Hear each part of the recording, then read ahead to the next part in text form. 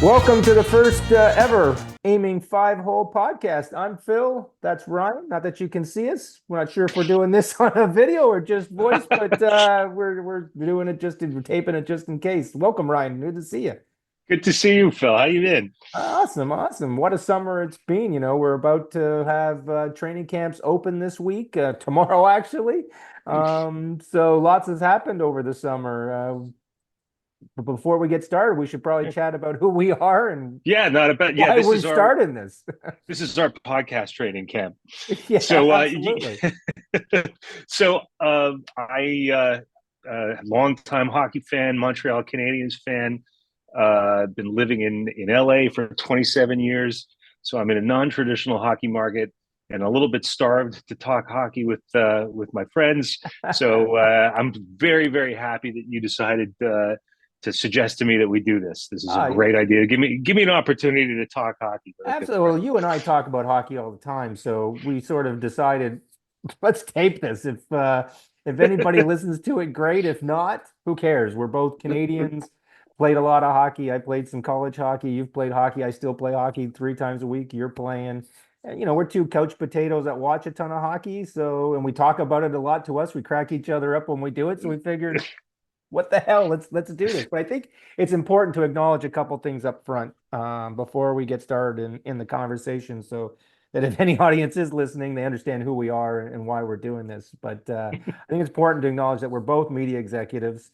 We've both been in the media industry for 30 years. That's how we know each other. We're both Canadians living in the US. I'm on the East Coast in a non-traditional market in Florida. You live in LA, and I guess you can call it an untraditional hockey market, although in the post-Gretzky area, it's probably the most traditional hockey market in the U.S. that there is. I shouldn't Fair say that. point. New York and Boston and Chicago would probably kill me for saying that, but no, I think it's a huge hockey market, obviously. But we both live in the U.S. We get tired of some of the U.S. hockey talk, and we figured we'd be two Canucks in the U.S. and we'd talk about it. Absolutely. Look, if they're going to pay Chris Chelios to do this, they might as well pay us. Hopefully, we don't put people to sleep the way he does. But I think that we're both, like I said, media executives. We're going to talk about all the different things in terms of media, broadcast, player movement, stuff's going on, stuff that's important to us. Look at, I think it's also important to say I'm a Leafs fan. Ryan's from Montreal and a huge Canadians fan, so there's going to be a lot of Leafs and Canadians talking. We're going to bust each other's chops over the teams, as we always do. But I think it's also important to say that look, we're not ex-NHL players. We're not spitting chicklets. We don't have the contacts that those guys have. We have some contacts, obviously, being what we do. I worked for TSN for 12 years. I worked for NBC Sports for 3 years here in the US. So we kind of know some people. We know some information, but you know what? We're just two hockey dudes that want to talk about hockey. Yeah, and who are incredibly frustrated by our lack of success over the last Yeah. many, many, many years. I was thinking today, actually, I was going to crack a joke about how the last time the last time the Canadians won the Stanley Cup, the most of the Canadians players here or were the Canadians, the team? the Montreal Canadiens won the Stanley Yeah. Cup. Very few players, there almost nobody was wearing visors. And then I Wow. remembered the last time the Leafs won the Stanley Cup, nobody was wearing helmets. Yeah, yeah. You have to rip off that wound, you asshole, right away, right? Like, thank you very much. not gonna, But not gonna let the grass grow under my feet on that one. yeah, thanks. Appreciate it. You slapped me right across the face right at the beginning. But hey, look, it's been a long summer of no hockey, but there's tons that has gone on Mm-hmm. during the last 3 months, let alone the last 48 hours. But a lot has happened. From player movement to draft, captaincies changing, now ownership of the one of the most storied franchises is I guess somewhat changing. We'll get to talk about it all, but what has been the biggest story for you over the summer? What have you thought is Well, the biggest? as a Canadians fan, I'd say the two biggest stories were getting Patrick Laine for a song, and drafting uh, I, Ivan Demidov. But obviously, a lot of things have happened. The complete overhauls of Nashville, Nashville and New Jersey are really going to throw the West and the East into a lot of uncertainty. I mean, you got you've got two, uh, you know, playoff or near playoff teams from last year who are drastically retooled and not 100% sure what they have, but could be really good or could be blow up in their faces. Absolutely. Yeah. So I'm really interested in that. We had a summer. I think I mentioned this to you over the phone. We had a summer where not only was one offer sheet accepted, two offer sheets were From the same accepted team. from the same team, from the same two teams. Yeah, and neither were matched. And for a Bizarre. lot of reasons, I think that's really exciting for future summers. I think Yeah, I we would both love to straight. see more of that. Yeah, we both shook our heads at that. But, obviously, me being a Leafs fan, I want to say the biggest storylines have been what's gone on with the organization from Tavares stepping away from the captaincy to the Mitch Marner situation to now the ownership changing.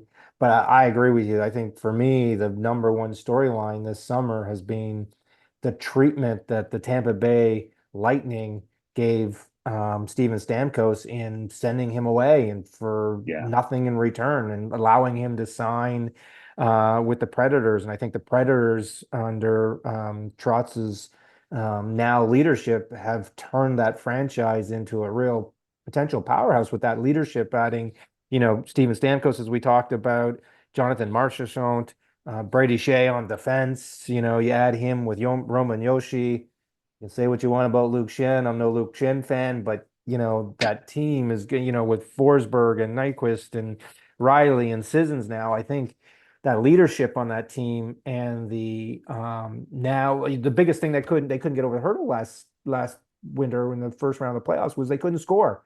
They just yeah, added 230 plus goal scorers to their roster in one foul swoop, and they got them both with very little effort, signing in free agency. And I just can't believe Tampa Bay treating their franchise player and the face of their franchise the way they did. It was a complete slap in the face. And I think it's going to cost them this year. We'll talk about the playoffs in a little bit, but I think that loss of leadership is really going to be felt through that organization.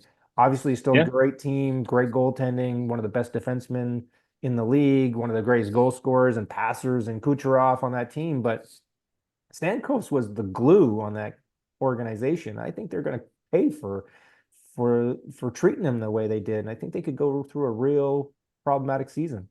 Yeah, I mean, look, I've got the Tampa Stamkos jersey behind me, right? But Absolutely. I think you're 100% right there. It's the interesting thing with Nashville going forward with that kind of leadership group is you combine that with the possibility they could have 430 goal scorers on that first two lines. It's pretty impressive.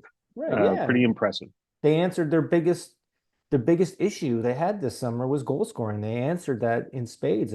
If Stamkos can continue to produce at the age of 34 the way he's produced last year, Marchessault, same thing. If he can continue to produce, he's 33. If he can, both cup winners, both guys that have done it. Their goaltending is solid. Soros is still a great goaltending. I think their defense needs some little work, as we've said. Any defense that Yeah, includes Luke Shen in their top four, I think that's problematic. But I think Brady Shea and Roman Yoshi back there. I think that's a good 1-2 punch, especially from a offensive perspective. And you add their upfront power with Forsberg and Nyquist and O'Reilly and Sissons. I think it's just a good, solid team that if they can keep the puck out of the net the way they can and they can score 10% more than they did last year, they're going to be a tough out. yeah. Well, I'll say to the audience, stay tuned because Yeah. we'll see how they slot into Yeah. our playoff conversation at the end of this Absolutely. episode. Who else? What else happened this summer? What else do you think that's great? Well, we can't get through without at least mentioning the Johnny Gaudreau tragedy Ugh. and his brother Matt, and what a shock it was to the game. I think uh, look, I think enough has been said about the kind of player and the kind of person both of the Gaudreau brothers were, as well as the incredible family tragedy that it Oh, was. But it really it really sort of shocks the game and the league as well, and makes people take stock of what's important to them and what is important and what isn't as important. It's been a long time since the NHL had something like this happen. Right. And it's a good sort of wake up call to, Right. as you and I get more and more excited and frustrated about things during the season, something like this reminds you, it's in the end, It's it's just just a a game. game. It's just a game. It's Um, just such a bad tragedy, and the story just gets worse every time you and I talk about it. Every time there's something new came, and then after, in the services for the brothers, you found out that both the wives were pregnant and yeah, expecting children. That's just horrible. These two kids are never going to get to meet their dads. It's just, you can't imagine the tragedy and that this is. And it's great to see, as you said, the NHL family has stepped up with all the stuff that's going on around the league and the outpouring of support has been great to see, and it's great. And like you and I chat a lot about, and to turn to the hockey side of this thing, when Goudreau left Calgary, and we're both Canadians, obviously, and want a Canadian team to win the Stanley Cup, and Calgary had a great team with him and Kachuk and Markstrom and Ned, and they felt like they were so close, and they kind of lost everybody. We both shook our heads like, why Columbus? Columbus was going nowhere, not a great team. But he hoped to turn the market around. You give him credit. He took yeah, yeah, he took the money, but he also went closer to be home. He found out that his reasons is one of the ones he wanted to be closer to family and be near his, and with a young family, wanted to be closer to his parents, his wife's parents, yeah, and which is great. So, but unfortunately, it's tough for the league, tough for the family, and look at that franchise is going to have a tough year. Losing him, and then losing, as you said up front, and then trading away Line A. They lost their two biggest goal scorers this year. Now, they signed, Trevor Van Riemsdyk to a tryout. So, well, but it's going to be a tough season for these guys. They're going to yeah, be, they picked up Monahan, who's Sean Hannah. definitely, he's he's found his game again and has managed to stay mostly healthy, which Right, is great news. Good guy, great hockey player, deserves that sort of thing.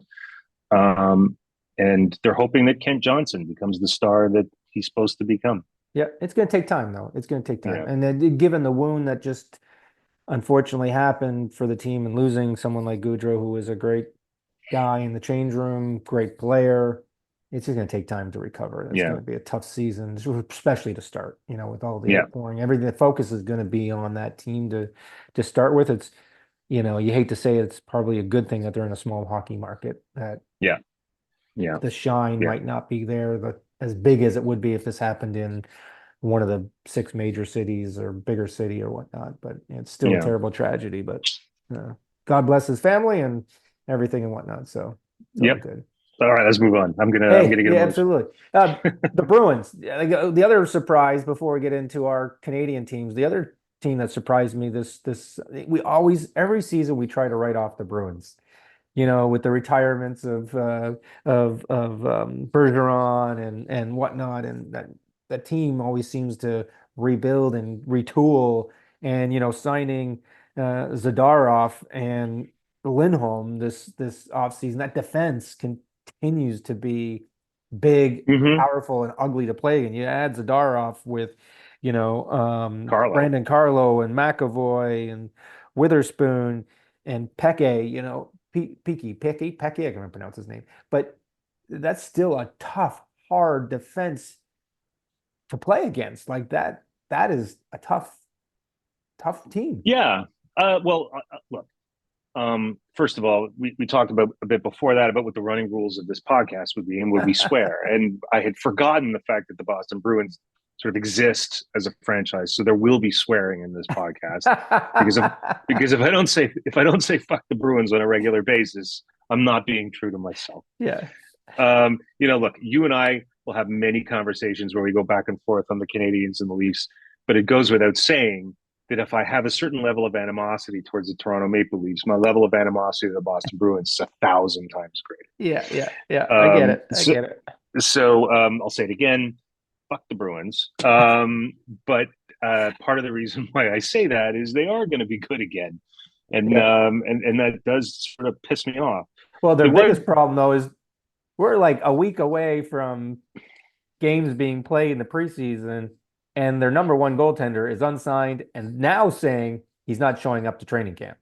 yeah, So, yeah, look at we all knew that that two goalie tandem that they've had the last few years couldn't continue, but they went and traded Allmark without having Swayman signed. Swayman's got them by the short and curlies. He's got them right where he wants them. Now they're gonna figure this out. They got no choice but to figure this out.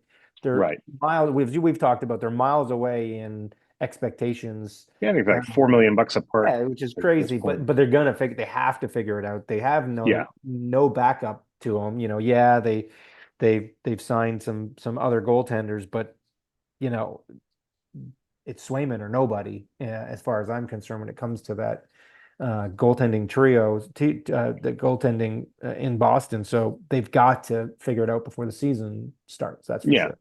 So I guess the question is, will they score enough goals? I mean, they're kind of a one-line team, and they're not that deep No, down the middle as they used to be. no, Um, no. but Especially, they lose DeBrusque, they lost Grizzlack, they've lost Forberg, we can lose Boyquist, and obviously they've lost Allmark.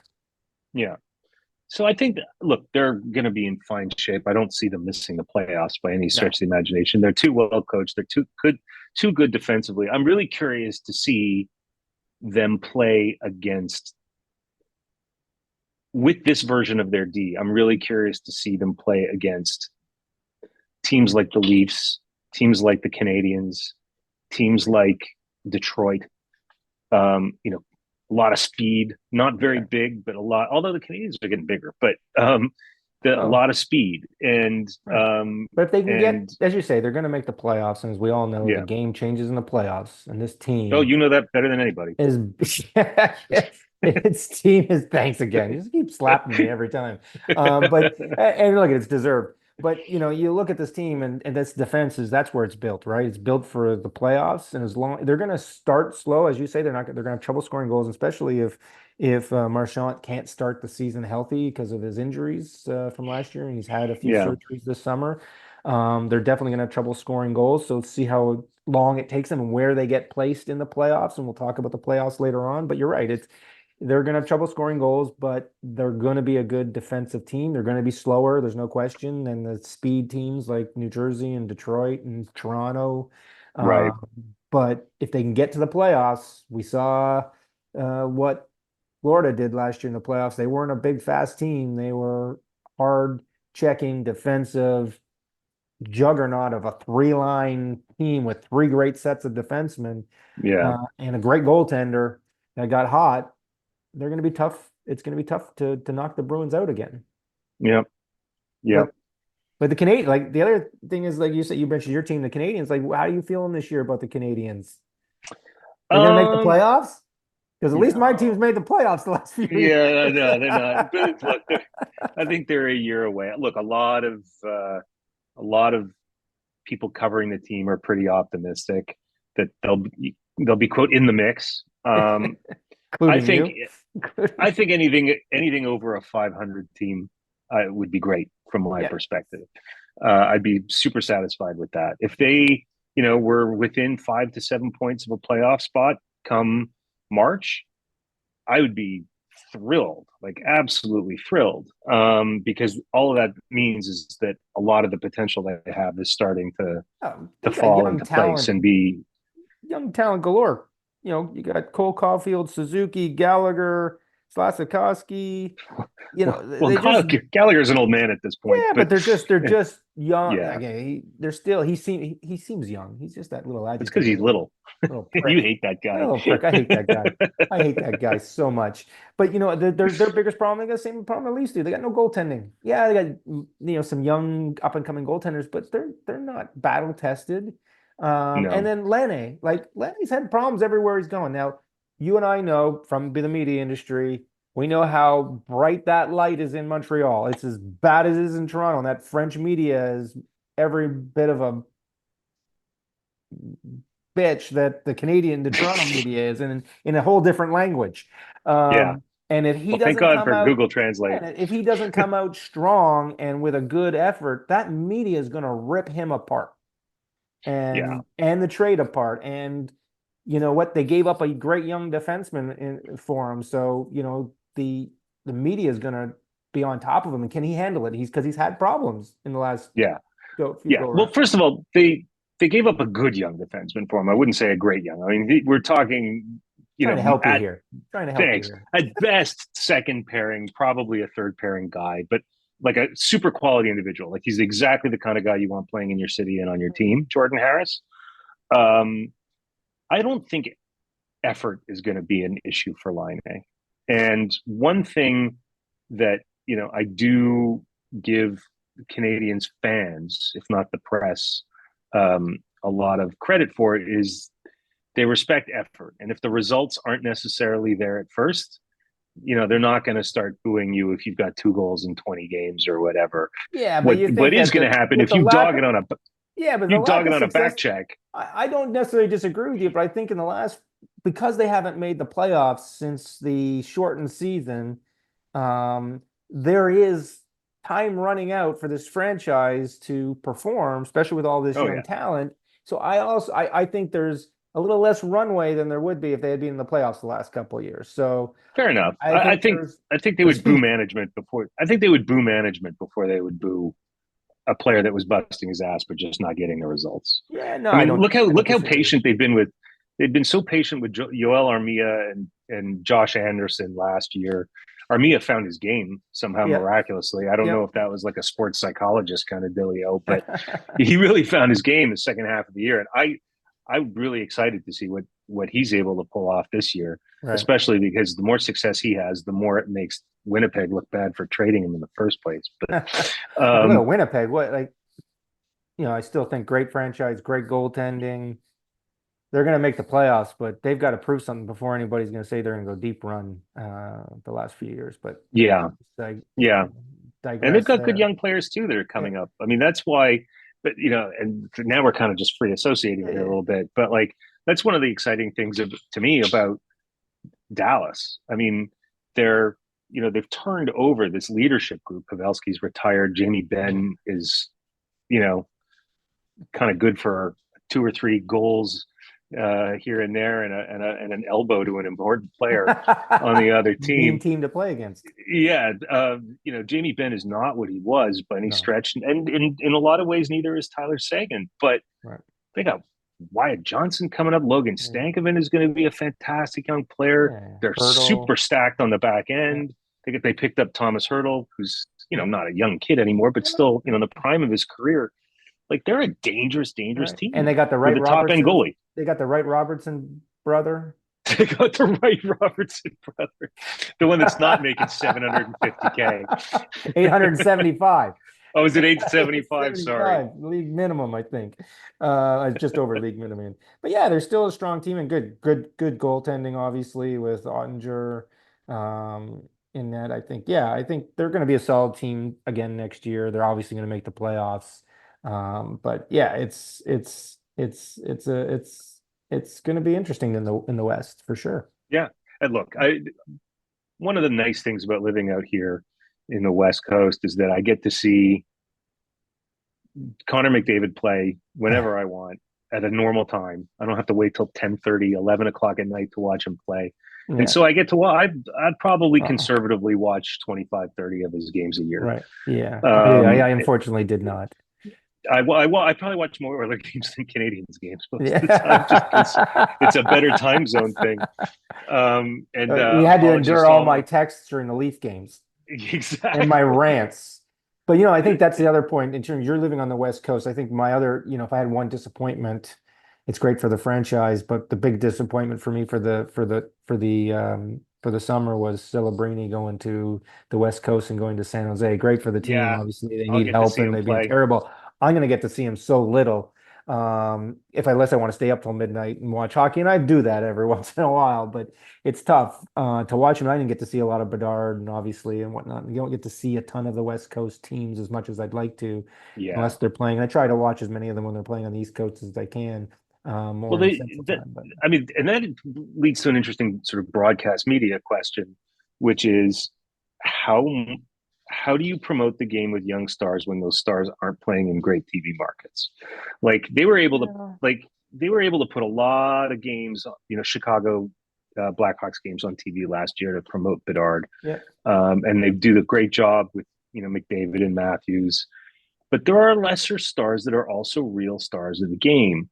Um, well, they do televise a bunch of Yeah. uh, Lightning games, so Kucherov gets his play, but you know, Kippersoff in Minnesota doesn't get a ton of play. No. Celebrini's not going to get a lot of No. play No. playing in San Jose, and he's No. a He's franchise gonna altering player, absolutely. or will I be think, anyway. yeah, I think that one of the problems is, and one again, being from the media, both of us, we know this, is that the NHL, more so than the NFL, is very regional based, very Yeah, local team based. The support, like we talked about California at the top here, how it's become a huge hockey market given the number of teams there now and whatnot. So it's going to be great for that state and hockey down in the West Coast and whatnot. But you're right, he's not going to get a lot of media attention in the US. Canada, different thing. He's a Canadian kid. Everybody in Canada is going to want to see him play as much as they yeah, can and try and find ways to watch him where they can. But you're right, he's not going to be the household name out of the gates the way Bedard was because, and part of it is they've come too close together, following each other yeah. one year after the other. Bedard, had all that run up from the last number of years from the Hugheses and to him and in terms of these huge stars that were going to come out and McDavid before that and whatnot. So he's had such a shorter runway in terms of this next kid is going to be the next kid. Is he going to be the next Bedard? Is he going to be next McDavid?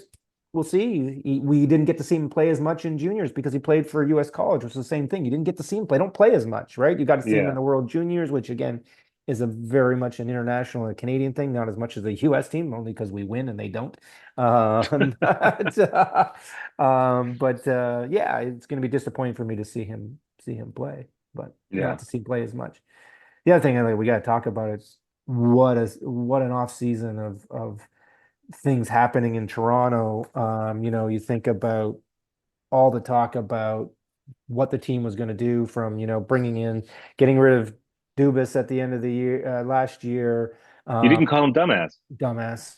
I'm trying, Ryan. I'm trying to turn over a new This leaf. is the new Trying to nicer you. new nicer me. It's early in the season, but we'll talk about him in a minute. But bringing in Trey Livin, who's done a decent job. Not sure he's done enough yet. And then bringing in Berube, getting rid of Keefe, who I wasn't the biggest fan. Obviously the right coach at the right time when he first came in. I thought the last few years he's really been out. Oh, we talked about this in the playoffs. He was out coached the last two seasons in the playoffs, out coached badly. And he uses players in the wrong way. I don't think that Riley is a number two defenseman or number one defenseman. He's a number two, maybe three, likely. He just there's too much weight on his shoulders to do too much. He tried to do too much and he made mistakes because of it. But let's sidestep that for a second and talk about obviously the elephant in the room. Tavares agreeing, Berube coming in and Tavares agreeing to give up the captaincy, seeing that his next phase of life, if he's going to stay in Toronto, is not as the captain. They had to turn the team over to Matthews. They had Right. to turn the team over to Matthews. Well, you got to have a new face in front of the cameras when you're Yeah. trying to explain the first round exit. Yeah. You can't just trot the same guy out there every Right. year. So Yeah, and it was always the biggest problem in Toronto, I've talked about it a lot, is that who was the leader of this team? Tavares wore the C, but there was always talk about Riley was the biggest voice in the room. Tavares tried to lead by example. Matthews, Marner had a voice. You've had different players come in. O'Reilly didn't want to stick around because he didn't like the room. You're hearing these rumors or whatnot. He didn't love the room and what was being said and stuff. So, but you had to turn the team over and give them a true identity. So the big question is what happens with, obviously Riley signed for a number of years. They re-signed Nylander 2.5 years, but what are they going to do with Tavares next year? Because his end of his year, he's not going to get the 11 million that he's got now. Crosby just accepted 2 more years beyond next year at 8.7. If Crosby at 37 is going to agree to 8.7 million, Tavares at 34 is not putting up the same numbers that Crosby is putting up. What does he get? He can't he's going to have to accept a cap-friendly deal if he's going to want to stay in Toronto, and he's going to have to accept a lower role. Obviously, the first part of that was allowing Tavares, allowing Matthews to become the captain and being the leader of that team. But what do you do with Marner after next year? Uh, if I'm the GM of this team, I think he's what he's getting right now. What is it? 10.5 million. He's going to want 13. Nylander just signed 11 and a half. Matthews is getting 13 and point two. He's not going to accept less than Nylander, than the 11.5 that Nylander's getting. And you can't afford to have three guys, and you add Riley on top of that. He's close to eight, I think 6 or 8, somewhere in that range. You can't have another guy at that point. Look at the problem with the Leafs is that they keep turning over all the parts around these five, and it's not working because the team turns over too often. I think you need to, again, I wish they had done it this summer and used it this summer and traded and brought in some. I think you can turn his 10.5 million now into 3 players. You turn him into a second or third line center, and you turn into another defenseman, and you turn another sort of grinding forward that can right winger, All right. Well, if you're talking a second line center, you're looking at 4 or 5 million, you're looking 6 at million least tops. 6 million. Oh, 6 million. but if you want his 11, you still got 5 million between 2 more players. Right. So you got 3 and 2 or 2.5 and 2.5 to spend on a fourth line player and a good solid fourth line player and a third pairing defenseman, a dependable shutdown third pairing defenseman. Yeah, I think that makes a certain degree of sense. Let me ask you this: what do you think of these reports that they're going to try Nylander out at center? I just I get why they're doing it. I just don't see it. I think you're spreading the talent too thin. I guess the big question, it's hard to answer that question without going to see what some of the young kids are going to do. Is Fraser and Minton going to come in and be that next young centerman that's going to be able to come and fill a hole? Will Yeah, Easton Cowan. Easton Cowan be able to crack the franchise this year after having such a great year last year in London and in the Memorial Cup? Will he be able to crack the roster? I think right now is saying you're going to put him at center. Who does he play with? You got Nyes is going to play with Matthews. He's got to. Well, I think he's a natural center because he's so committed to playing the body. Yeah, yeah. No, no. He'll be a finesse center at Yeah, most. I get it. It's a need thing. I think they tried to sign some other players this summer and just the money is just not there because of the five, right? Yeah, So I think they're stuck this year. It's one of the reasons why I just don't see them. Yeah, I think they get by the first round this year, but I don't see them going deeper than that. I think they're going to have yeah. trouble once they get by that. But I think By the way, that that's one great thing that that Hughes did with the Canadians in the last, 6 months, but even going back before that with the Suzuki signing last year or 2 years ago, he's got Suzuki, Caulfield, and Slafkovsky all signed from between 6 and 8 years, all under 8 million. right. And as the salary cap goes up, those are going to look like bargains. Yeah, yeah, absolutely. But look, they're obviously not producing at the same level as Nylander, No, Matthews, but if you and no, Nylander and Marner. But and that's the problem is the Leafs didn't win while they're necessarily at their height, and now they're stuck with these and I think that's why look at Marner doesn't deserve 100% of the issues, but we've seen him go disappear in the playoffs. He's a yeah, great player. I wish I had, the amount of talent he has in his pinky finger. I wish I had in my entire body. He's a great player, but he just hasn't produced in the playoffs, and he disappears, and he looks scared. To me, he looks scared. I'll say it. He looks scared. He yeah. just I doesn't will want to get say hit. though, I will say in his defense that even when he's not producing that much in the playoffs, his like his Selkie bona fides are still there, right? He's still playing a tremendous defensive game as a forward. He's a great penalty killer. Now, you're not paying somebody 11, $12 million to do that. Right. If Um, you're gonna get $13 million a season, you need to produce in the playoffs. yeah, yeah, yeah, yeah, And you need to win a cup. You need to make a deep run. And I just don't see this P4 being it anymore. And I think you got to trade one of them in order to, you turn Tavares is 11 million. Let's just say that he agrees to the somewhere in the 4 to 5 million range that Tampa Bay tried to push off on Stamkos. Stamkos. So let's agree to that. So you're saving $5 or $6 million there. You get rid of Marner. That's and you trade hit, like, let's just say he's going to want $13 million. That's 18 million. That's $18 million you got to go and spend on other people, Yeah, right? That's a yeah. combined. That's a lot of dough. So as much as I hate to say it, I think the Leafs are a year away from making that run to the final, and hopefully they Well, it'd be make nice to see. something. It'd be nice to see what you have with Minton and Cowan. Yeah. Oh, and you need Before guys to make the next step. before you Bobby, decide what kind yeah. of player you're going to Can get. Bobby Yeah, McCowan can continue to make the leaps that he can, and you've only got, you've signed Tavin to a long-term agreement, but that's a short-term fix here. Ekman yeah. Larson maybe a little bit longer. Um, He's a seven. yeah, Sorry, so yeah, he's a absolutely. seventh So defenseman. so I just, But and look at, and let's see, Robertson. Let's just dump his it's ass eight and seventy give up on five. that project. Just give up on that project. He is the modern day Russ Courtnall. $1 million set of legs and a 10-cent brain. He flies around up there and he goes, oh, well, look how he skates. I don't care. Look at his goals last year. Of his 14 goals, 6 of them came in nothing games, either where they were blowing somebody out or they were getting blown out. And everybody's going, well, how are you going to replace his 14 goals? Half of them came in games where it didn't matter. And he just looks lost out there. And he just flies around and he gets knocked off the puck and goes flying into the boards and gets hurt. Yeah. So I'm gone. Get him, get Okay, him out of so we're here. talking about what the Leafs are going to do in the playoffs. I'll tell you what. Let's wrap this first episode up with a discussion of what we think is going to change in the playoff picture for this year and Okay. who's going to win the whole thing. Alrighty. Where do you want to Okay, start? Where do you want to let's start? start in the East. Let's start in the East. Who do you have fallen out from last year, and who's coming back? Well, yeah, I have 3 teams falling out this year.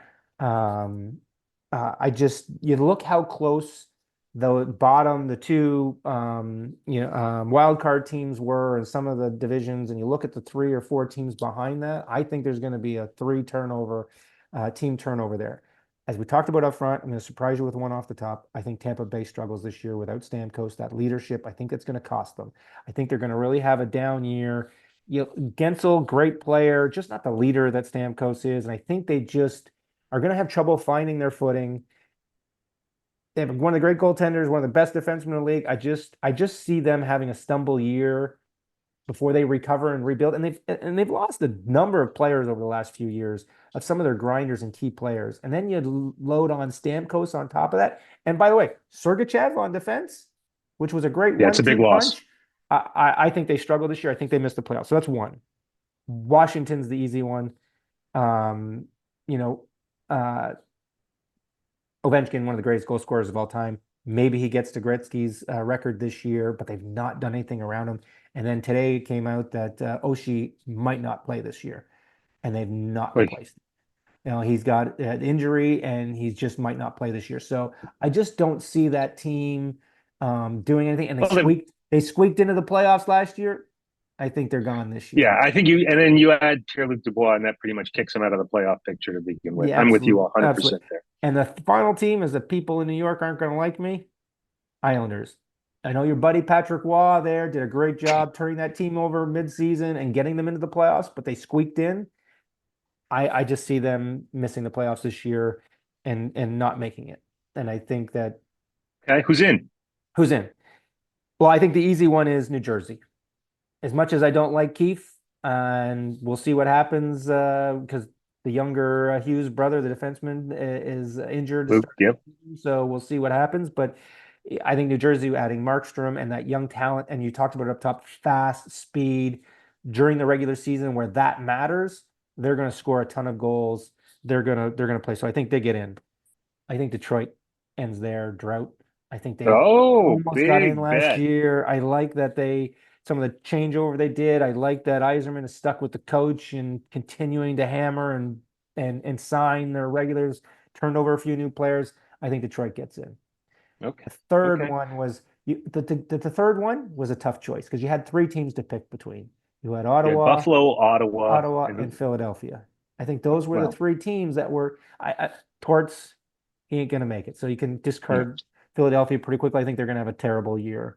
So the choice was between my Canadian team in Ottawa or Buffalo.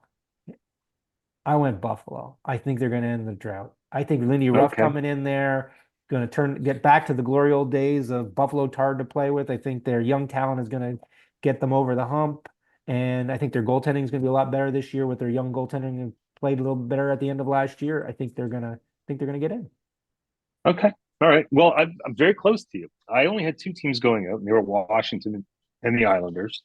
Um, you know, the Islanders, they just lack a little bit of pop offensively, and they remind me a little bit of the Canadians in like the mid 2000s when they were just counting on Carey Price to get him in the playoffs every year with not a whole lot else. Yeah. And to me, this is a team with Sorokin, Noah Dobson, and that's what you're counting on to get you into the playoffs. By the way, I'd love to have either of those guys on my Yeah, team. it's so would I. Love to have. I mean, Noah Dobson is an absolute stud, but I just the way everybody else is improving, I don't see it. Washington, we talked about. I'll just say three words: Pierre and Luc and Dubois, and they're not making the playoffs. Coming in, I picked Ottawa. Unlike Buffalo, I just think getting Allmark is going to help them a lot. I think they're going to get a Are they couple gonna be able steps to, are they gonna be forward. able to score enough? Because you're right. Yeah, Allmark and uh, net are gonna stop a lot more goals from going in the they're going net. to. I think they all of their young forwards are going to take a step forward. Shane Right. Pinto, Josh Norris, Drake Bathurst, like all these guys are going to take a step forward. Um, I can't and I can't vote for a team with a Kachuk on it. You know how especially much I hate Brady. them. I I hate them. know. Yeah, both of them are a real They're pain in all the ass. pricks. They're all And they're pricks. all in the Atlantic. The They're both in dad the was a Atlantic. prick. The dad Yeah, was they're a both in the prick. Atlantic. It just crushes me. Um, so I do think Ottawa, uh, you know, uh, Ottawa, Stutzla or Kachuk. I mean, it's just everyone's going to take a step Yeah. forward, I think. Yeah, and it was Um, a toss up between them and Buffalo for me. Buffalo. I almost want to just see Buffalo in And that's that drought. that horrible, That horrible streak, drought. and to have two Um, teams do it with Detroit actually having a long one right now with Detroit and Ottawa, Buffalo yeah, getting it. I think that'd be a good league story this a year good with league both for of them. sure, especially because they're both, storied Yeah, yeah, franchises. yeah, yeah. It's And I West. picked the Devils. Oh, Devils. I picked the Devils. Devils. I I think think that that's an easy one. I think Devils are coming out of the East. You're not as optimistic, probably because of the Keith bias, Yeah. but I think I I think everything they were supposed to be last year, they will be this year. That's just my I just guess. I can't see. And the other team we didn't talk about in a little bit is we did talk about a little bit, but I just think the Penguins just haven't done enough either. Obviously solidifying the legend that Crosby was signing him, but I'll say it now, dumbass is dumbass, and he's not done enough to that team to get. They're still going to be old. They're going to be uh, they're going to be My slow, and prediction, they're trouble. They're going to blow. They're going to be terrible. my prediction for Pittsburgh this year is that each of Carlson and Malkin miss 30 games minimum. Wow. Wow. Malkin, I can see. Uh, Why do you say Carlson? Why Carlson? he just has bad luck. I mean, he was lucky. Last year I think was an anomaly, Yeah. Yeah. and I just Okay. feel like something, shoulder, knee, like But something. I think we agree that Knock this on is wood, I going don't to. want it to happen No, to him. He's a really absolutely. nice guy, but I'm just not Mhm. confident. So I went So first out in the East. You west, go I'll go West. first. West. Well, you go West. You Well, go the West. I'll go first. So the team, I think there might be only one change in the West. Yeah, One the team West out, one was team in. there It's wasn't pretty. there was such a disparity between the two wild card teams and everybody Everybody else. else. There was such a disparity. I agree that it's going to Yeah, be less changeover in the West. yeah. So I think the teams that could be out, one team, there could be two teams that might be the one team out, and that is LA and Vegas. Well, LA has a brutal goaltending situation, in my opinion. And they've got some young defensemen as yeah, well as some experienced defensemen. They got some young defensemen. They might be giving up some goals this year. yeah, I do love their style of play. I mean, they're all over you. They don't give you an inch. It's a very suffocating style of play, and so that goes a long way. yeah, I'm not going to deny that. And they've got some young guys that can score, but and I think Quentin Byfield's going to take a huge step forward this yeah. year. I think he's Agree. 30, 35 goal guy, and um, I think so. There's potential to be a decent team, but it's tough to make the playoffs, right? Yeah. And I think and then the other one is Vegas. I think Vegas could take a step back this year. They've lost a lot. They've, tried to fill some of those holes again, and they've got a really strong back end. Right. Uh, but losing Chandler Stevenson is, Martinez, takes they away. lost. They lost Martinez, but like taking away their center depth, which was like Yeah. always a concern of theirs to begin with, 30 which is why goals they, on March or so. yeah, yeah. I mean, they're gonna struggle a little bit this year. Right. And then going in, I would there, I would love to see either of these two teams make the playoffs. Coming back to what I was saying earlier, St. Louis signs two guys from to an offer sheet, and they absolutely have sort of changed the calculus of offer sheets. If they can turn that into a new playoff berth, I would be absolutely stoked to see that happen. Maybe we'll see more offer sheets happen in the future. And then the other one, because it's their first year as a franchise, I'd love to see Utah make the playoffs, and I Yeah, think not they've gonna got the happen. talent. No. I think they've got enough talent to make it interesting. No, absolutely. Look, they've obviously solidified that team with getting Sergachev on the back end, Montour out of Florida. They've done a great job. I just don't see them. There's turmoil in that team in terms of changing cities and getting going. I just think that's going to be Yeah, a tough transition for them to make as a team and to make the playoffs. I'm with you. I think there's going to be so much less change in the West. I actually had coming into this conversation tonight, I actually had the Knights not making it, and I switched it to the Kings. So we're dead on. Just before we got on, I switched it to the Kings. So we're both agreeing. And I sort of sat to myself and went, how can I take the Knights out? They're just such a big bad team to play against. Yeah, they struggle in net. They're going to struggle from goal scoring, but they're still a tough team to play against. I think they're going to squeak in again and this and year. don't underestimate Jack Eichel. Yeah. Like Oh, the guy's a super absolutely. duper star. Absolutely, absolutely. And He, yeah, and in terms of I agree with you. I think I didn't have Utah. I didn't have anybody. I St. Louis was my only option on this side. I had to be somebody switching. Even though Torrey Krug is going to be out for the season, that's going to be a big loss on the point. But I agree yeah, with you. Seeing somebody they brought in the two guys from Edmonton, and it's been great. So I think we are agreement on that side of things. So who do yeah. you got coming out of the East? Who do you got coming out of the West? I got New Jersey and Edmonton, with Edmonton taking the cup. Wow. Okay, so we're not far off then. So we're gonna have to pick games here. So I'll go first in this one. So I have a team, and as much as it pains me to say this out of the East, is out of the same state that you've got it, I'm picking the Rangers. I think the Rangers sort of follow suit of what happened with Florida last year, almost get there this year, but I think they lose to the Oilers in six. I think the Oilers In have six. solidified, yep, in six. I think in All right, six I'll take in the Oilers. Edmonton. I think the cup goes to Edmonton for game six and stays in Canada. You heard it Okay, here, okay. right here. Hard for me to say how many games it is at this point, but just to keep it even. I'll say Edmonton in six as well. Yeah, yeah, I think it would be fantastic to see it.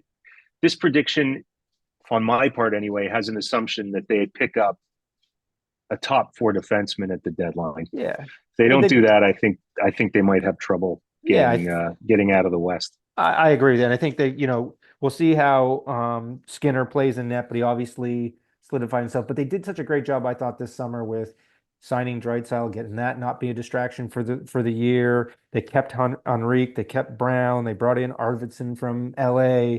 They still got Corey Carrick, they got Yarnock, they got Josh Brown. The one guy they're gonna have to get rid of before the Stanley Cup playoffs is Perry. He's a bad luck charm. We both agree with that. So you But just bench him. they're still they've solidified that team and what was there last year. And I think they followed. Mm-hmm. They also Florida. What happened last year is they almost get there and they win it this year. The cup comes back and stays in Canada. Would love to see it. Would love to. So Would love to see the parade by the quote usual route down St. Catherine Street, Montreal. But we're a few years away from that, I think. So absolutely, this is fun. We didn't touch on everything we wanted to. So before we go, every week we're going to sort of do this. We're going to have some fun with it. We're going to talk about what we want to talk about. We're not going to get into numbers necessarily and stuff, but what are you looking? What's the biggest thing you're looking forward to for the season, and what's the least thing you're looking forward to the season? The thing I'm most looking forward to is just seeing how some of the young players around the league develop. Really looking forward to Connor Bedard's second year. I'm really looking forward to seeing what Logan Cooley does this year. The guys in Montreal, um, Brock Faber in Minnesota. Really excited to see what Celebrini does. It's turning into such a young person's league. It really gets me, Absolutely. going to see these young kids with such skill and speed doing their thing. And then, what am I looking forward to the least? I'm looking forward to not hearing, because I'm going to hear it, all the talk about how hitting is gone in the game and how fighting is gone in the game and how the game has changed and blah, blah, blah, blah, blah. I think the game's never been more exciting. I love watching it. You know, all people have to do is look back to what it was like when the Devils were playing their trap game and Yeah. people were thugging it out all over the place. I don't miss that at all. No. And let me predict. I'm going to put my Karnak hat on and predict what you are not looking forward to this season. And I'm going to guess it's PK Subban in any capacity. You're absolutely. I am so that this is one of the biggest drawbacks of living down here in the U.S. Is having to endure some of the U.S. broadcasts, and I think ESPN has, who obviously when I was working with TSN with part ownership of ESPN owns TSN. I would say this to my friends at ESPN up and down the dial. They've got to pick up their production values, especially from their studio show. Yeah. PK Subban, good defenseman. I wouldn't say great, not Hall of Fame quality. We can have that argument later. No, you won't get an argument from me. Terrible broadcaster, way over the top, not fun to listen to. And Mark Messier, as great of a player as he was, I might fall asleep watching him. The man puts me to sleep. It's terrible, terrible, terrible broadcast. And I think TNT, by converse, I was worried when we had this conversation when TNT got the rights for NHL. I was, oh my God, what are they going to do? What are they going to do? And I think that panel with Bissonnette has been terrific. Liam, they kind of replicated what they did with the NBA. Yeah, they kind of replicated it. Yeah, it's been great. I thought they've done an awesome job. It's actually it's the same story when it comes to TSN and Sportsnet. Sportsnet, I can't watch their pre-game intermission stuff. I watch TSN. I love the TSN crew. Obviously, I'm a little biased there. They're fun to watch. Same thing in the US. I cannot, when ESPN post-game show or pre-game show or intermission shows, I'm out. And I'm watching something else and I come back for the rest of the game. By the way, TNT, I'll watch their stuff. What a genius move it was by TNT to put the greatest offensive player in the history of the game and the worst offensive player in the history of the game together. Absolutely. And I think it's been a great mix. I think Bissonnette has added. He has done what I think ESPN hoped that Pecan done, but Pecan's gone way over the top with this yelling and screaming and the suits and stuff. And shut up, stop. It's just over the top. It's just not fun to listen to. It's just ridiculous. So enough of that. We'll talk about broadcast throughout the whole year. You and I we could go back and forth on text every night about these guys. But the thing I'm looking forward to the most this year, look at the NHL's I always love watching the whole season and whatnot. The thing I'm most looking for is we haven't had it in a long time is best on best, the Four Nations Cup in the spring. Good point. Canada, US, Sweden, Finland. Obviously wish there could be a bigger tournament with more, but how fun is it going to be to watch Connor McDavid, McKinnon, Bedard go up against Matthews, the Hugheses, and the Nylanders in Finland, the talent coming out of Sweden. It's going to be so much fun to watch that series. I almost want to just spin to the midseason. Tell me whatever the standings are. I want to get to this and watch it. It's going to be so fun to watch. Yeah, that will be great. That absolutely will be great. Yeah, so it's been great, but it's been fun. It's our first one. Yeah. We're going to try and make this a little tighter and a little quicker in the weeks to come. We're going to have some fun. Yeah, let's reassure all of our listeners, both of them, that we will never yammer on for an hour again. Yeah, absolutely. Absolutely. It was great. Good to see you, and we'll chat next week. All right, buddy. Take care. Okay. Bye-bye.